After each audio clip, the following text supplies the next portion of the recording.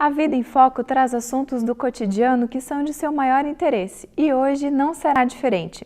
A abordagem é sobre a lei do progresso. Veja que o Espiritismo fala sobre este tema na entrevista. Acompanhe.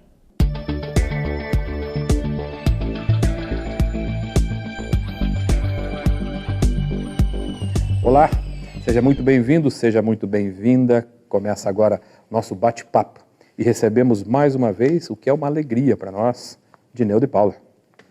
Muito bem-vindo, Dineu. Obrigado, Márcio. Eu sempre digo que você aborda os temas com a precisão, eu considero cirúrgica, eu gosto. Que bom. Gosto muito, aprendo bastante, me beneficio bastante com as entrevistas, com essa nossa conversa. E hoje nós estamos aqui para falar de uma das leis morais. Então, não é só para relembrar, né? As leis morais estão contidas em O Livro dos Espíritos, que é o livro fundamental, né, da doutrina espírita. Quem quiser conhecer o Espiritismo não tem escapatória, tem que ler o Livro dos Espíritos. E está lá na parte terceira. Parte terceira, que são quantas leis morais que tem lá? 10? São 10. E uma delas a lei do progresso. Justamente. O que será que essa lei reserva para nós de aprendizado? Em que consiste, Dineu, a lei do progresso? Apenas recordando, e é sempre preciso ter isso em mente quando se fala em leis morais, que as leis morais que se situam no âmbito das leis naturais, elas são feitas para a felicidade do homem. Como Deus é bom, Ele quer que seus filhos sejam felizes, ele então estabelece leis que devem conduzir os homens à felicidade. Basta que eles cumpram essas leis. E não se trata apenas de um cumprir meramente formal, mas de um entendimento do que aquelas vivências propiciam, entende? E de uma certa acomodação do coração ao que a vida vai exigindo ao longo do tempo. Porque se você for pensar o próprio termo lei do progresso, ninguém progride dormindo, e nem uma tarde assistindo televisão. Então está implícita a ideia de que alguns embates são necessários. O Espiritismo ensina que os espíritos são criados em estado de absoluta simplicidade e eles têm um destino glorioso, que é a angelitude. Então, o caminhar é vasto e implica muito trabalho e é um processo de transformação contínua do espírito. Então, o progresso, ele é um imperativo cósmico, ele é um desígnio divino que implica uma transformação permanente, um aprimoramento. Então, a criatura nunca consegue estar acomodada, ela está sempre sendo chamada a desenvolver algo a mais, a dar algo a mais, a ser melhor, a compreender, a entender. É um processo. E o progresso, ele tem várias vertentes. Existe o progresso coletivo, que envolve os ambientes coletivos, por assim dizer, entende? O ambiente familiar, a instituição religiosa que eu frequento, o meu condomínio, a minha cidade, o meu país e até o mundo em que eu vivo. É um progresso, digamos que é o progresso do mundo em que eu habito e que não acontece por milagre, ele resulta do agir dos homens, não vai ser um anjo que vai surgir para transformar os costumes. E daí existe também o progresso individual, o esforço de cada um em ser melhor e em processar as ocorrências da sua vida de forma a entender como elas vêm. E nesse sentido, especialmente do progresso individual, que nos compete fazer de uma forma mais direta, ele se divide em duas vertentes, que seria é o progresso intelectual, que se refere à razão, ao raciocínio, e outro é o progresso moral, que se refere à minha conduta e como eu sinto as coisas que me acontecem. Tá? Então, nesse contexto de eu acomodar o meu sentimento, eu preciso entender e me acostumar que eu vou estar sempre sendo desafiado, que as minhas fragilidades elas vão ser postas em causa para que eu me conscientize delas e as vença na medida do possível. Não adianta se esconder. Não adianta se esconder e Deus não está me perseguindo, entende? Porque a rigor, por que isso sempre acontece comigo, entende? Por que determinada experiência sempre se repete? É porque tem uma lição para aprender, entende? A lição do outro sempre parece mais fácil porque é a dificuldade dele e não a minha. Então, é uma necessidade de ser melhor. E a reencarnação, ela tem justamente esse propósito. A reencarnação tem duas características bem marcantes, entende? Uma é que ela revela o funcionamento da justiça divina. Então, hoje eu sou, em minhas fragilidades e minhas dificuldades, em minhas fortalezas também, tal qual eu me fiz. Eu sempre recomeço a minha jornada. Tudo que eu conquistei em vidas passadas, em vivências anteriores, hoje eu surjo com facilidades e com dificuldades. E no contexto da encarnação, eu vou sendo convidado a ser melhor. Márcio, quantos anos você tem? Ah, Dineu, 45. 45 anos. Então, você é casado, é pai de família, já teve vários embates profissionais, com certeza foi solicitado a viver dificuldades nos mais variados ambientes. Agora, se você for pensar quem você é hoje, as suas ideias e comparar o que você pensava, as suas ilusões, às vezes até a arrogância natural de alguém que tem 18 anos e se acha o máximo. Eu prefiro agora. Pois é, justamente, veja o quanto que você cresceu. E cresceu não por ter dormido, porque a vida convidou você a ser melhor. Então, a lei do progresso, ela se situa nisso. É um convite e é um chamado poderoso a que a gente desenvolva o potencial que em nós reside. Então, já vimos, né, que com a lei do progresso, o aprimoramento constante é um desígnio divino, não há negociação. Não há. Desígnio. E ele encontra alguma barreira, algum dificultador? Encontra sim. Na questão número 785 do Livro dos Espíritos, a espiritualidade superior deixa muito claro que o orgulho e o egoísmo são os maiores obstáculos ao progresso. Então, retomando a pequena ideia de que o progresso ele se divide em duas vertentes, o progresso intelectual e o progresso moral. Então, o progresso intelectual ele se refere ao desenvolvimento da inteligência, à angariação de conhecimentos, mas não é apenas isso. É preciso crescer em sabedoria, e sabedoria tem uma sofisticação nisso. Que Hermínio de Miranda, um escritor espírita muito famoso, em um dos livros dele, ele dizia que a sabedoria é a capacidade de utilização ética da inteligência e dos conhecimentos. Então, digamos assim, você deve caminhar para que a sua inteligência se torne útil, para que você consiga fazer dela uma coisa boa. Por exemplo, Dineu, eu sei que é necessário perdoar, mas se eu não souber como perdoar, eu não tenho sabedoria, é isso? Exatamente. Eu acumulei conhecimento, li vários livros sobre isso, mas eu não sei como fazer. Exatamente. É isso que define. É uma capacidade, até uma disposição para utilizar eticamente, porque a inteligência pode ser algo muito perigoso. Entende? Um bandido com inteligência muito sofisticada é muito perigoso do que um bandido tosco, entende? Sim. Um só bate carteira, o outro pode desenvolver uma bomba atômica. Então não é esse progresso intelectual que se refere? Não é só esse. Tá? Na questão número 110 e seguintes, aliás, a 110 do Livro dos Espíritos, quando fala dos espíritos de sabedoria, ali diz que quando o espírito chega a ter sabedoria, ele está habilitado a fazer juízo reto sobre as coisas e os homens, as ocorrências da vida. Então veja, juízo reto. As ocorrências da vida, elas são tortuosas, entende? Às vezes não é possível ter um raciocínio simplista, entende? Isso é aquilo é aquilo. Às vezes o contexto, ele é um contexto assim trabalhoso, tá? Então é o juízo reto, tá? Então você vê que você crescer em desenvolvimento intelectual é um processo vasto, tá? E daí também existe o progresso moral.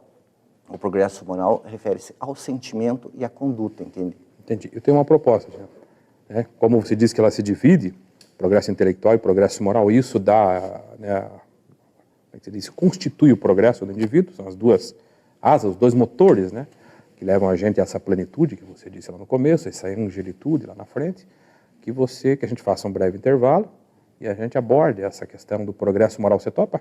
Tranquilo. Ok. Intervalinho importante para a gente dar uma respirada e a você nos aguarde que a gente já retoma. O intervalo é breve, logo retornaremos com o segundo bloco da entrevista. Até já!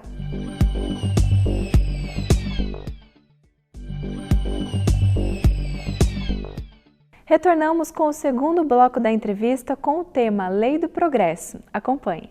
Estamos de volta conversando com o Dineu de Paula, que se especializou nesses últimos tempos no tema leis morais, né? Pegou aí uma vertente interessante, uma parte muito importante da obra, né, de Allan Kardec, terceira parte do Livro dos Espíritos. E estamos falando sobre a lei do progresso hoje. Justamente. Né? Deixamos ali, na primeira parte, uma questão a ser respondida. Progredimos em duas vertentes, você disse.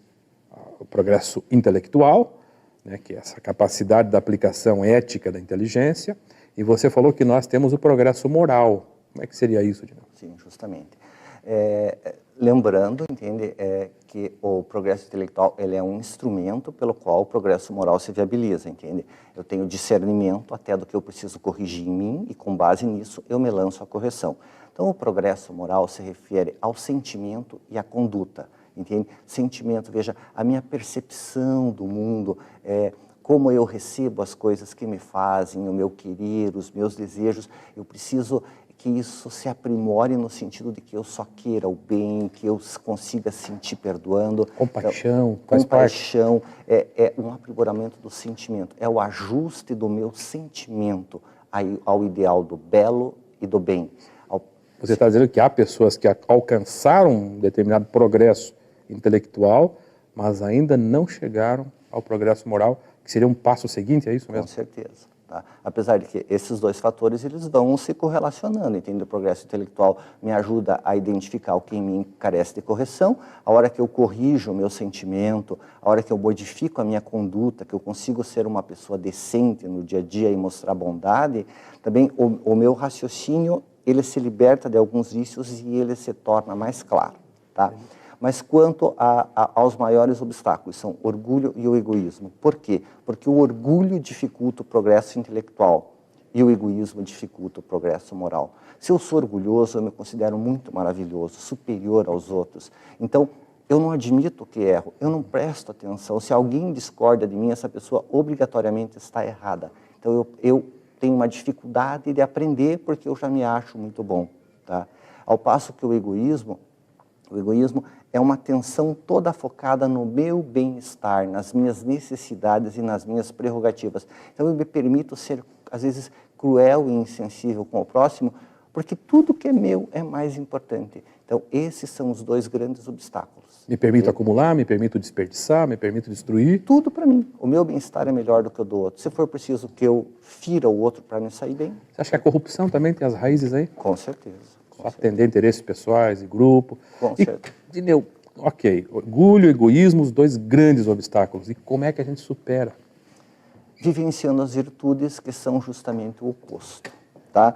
Por exemplo, o egoísmo, ele aliás, o orgulho. O orgulho é eu me achar superior e maravilhoso. A contraparte, ela é justamente a humildade. Eu me entendo igual ao semelhante. Eu compreendo que não existe uma diferença de essência, mas um jornadear diferente. Entende? Se todo mundo saiu da simplicidade e vai atingir a angelitude, nós estamos em estágios distintos, mas não existe uma diferença muito grande de grau. Até se você pensar Jesus, entende? Um ser angélico, ele lavou os pés dos discípulos, entende? Então veja, a minha diferença com Jesus é gigante, entende? Perto disso, o que sou eu em relação ao meu semelhante?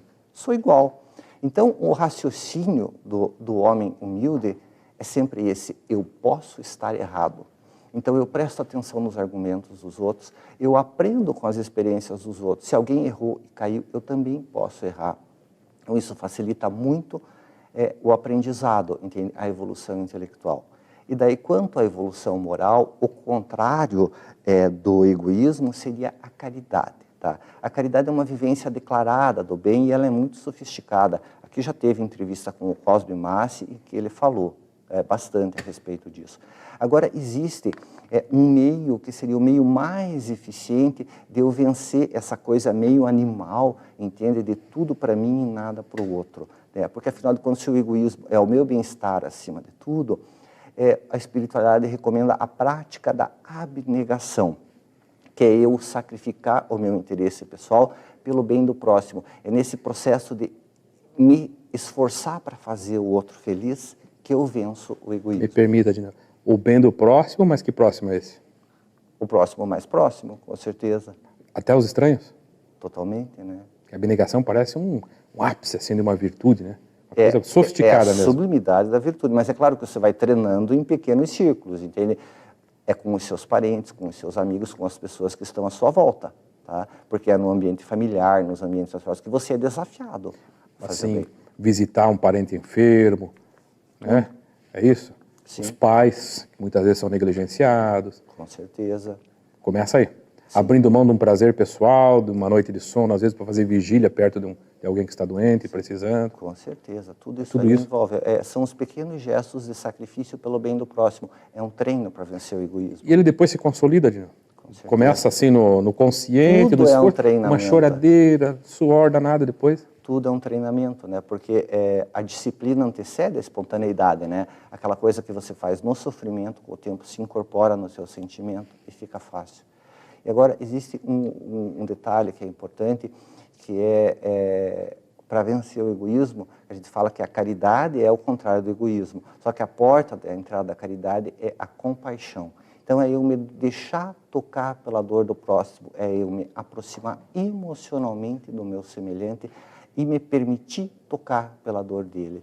Esse é o motor do progresso moral, porque veja, se a dor do outro me faz triste, eu não consigo ser feliz sozinho, tá? Eu não consigo ser feliz ao lado de alguém triste. Automaticamente o egoísmo ele começa a diminuir em mim e o progresso moral ele fica muito mais simples.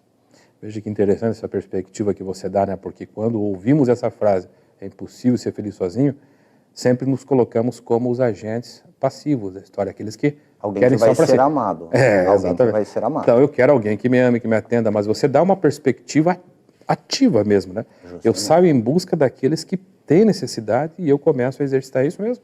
E eu não consigo, entendeu? Eu não consigo ser feliz ao lado de alguém que sofre. Tem alguém no meu ambiente de trabalho que está tendo uma vivência extremamente dolorosa. Veja, eu posso ficar completamente indiferente, aquela criatura me incomoda porque vive chorando, ou eu posso me deixar tocar pela dor dela e partilhar aquilo de algum modo. Entende? E surge em mim naturalmente o desejo de ajudar, porque é até um reflexo da lei de conservação. Se a dor do outro me faz sofrer, eu quero acabar com a dor do outro, eu quero que ele seja feliz. Isso faz com que eu me torne solidário. Esse é o caminho de uma felicidade superior que vem do ser fraterno. Obrigado, Gina. Mais uma vez. Gostei. Né? Obrigado por você estar aqui, por se dispor a estar aqui conosco, né? Partilhando dessa reflexão importantíssima. E você que nos acompanhou, fique com o nosso abraço. O programa prossegue. Tenha uma boa semana.